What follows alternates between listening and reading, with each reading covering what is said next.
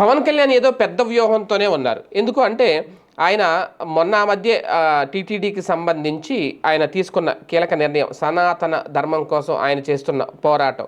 అయితే ఇప్పుడు మళ్ళీ మరొకసారి ఆయన యాత్రలకు బయలుదేరిపోతున్నారు. అది కూడా దక్షిణ భారతదేశంలోని ప్రముఖ ఆలయాలను సందర్శించబోతున్నారు. ఈ నెల 12వ తేదీ నుంచి ఈ దక్షిణ భారతదేశ యాత్రకు ఆయన రెడీ అవుతున్నారు. ప్రధానంగా సనాతన ధర్మం, హైందవ ధర్మం కోసం, పరిరక్షణ కోసం అంటూ ఈ కీలక నిర్ణయం తీసుకున్నారు. అయితే ఆయన వాస్తవానికి కొంచెం హెల్త్ బాగాలేదు కాబట్టి జ్వరం కారణంగా వాయిదా పడింది. తమిళనాడు, కేరళ రాష్ట్రాల పర్యటనకు అయితే రెడీ అవుతున్నారు. ఈ నెల 5 నుంచి ఆయా రాష్ట్రాల ఆలయాలు వాస్తవానికి సందర్శించాలని ముందు అనుకున్నారు. కాకపోతే జ్వరం కారణంగా వాయిదా పడిన నేపథ్యంలో 12వ తేదీ నుంచి కేరళ, తమిళనాడు రాష్ట్రాల్లో పర్యటన చేయబోతున్నారు.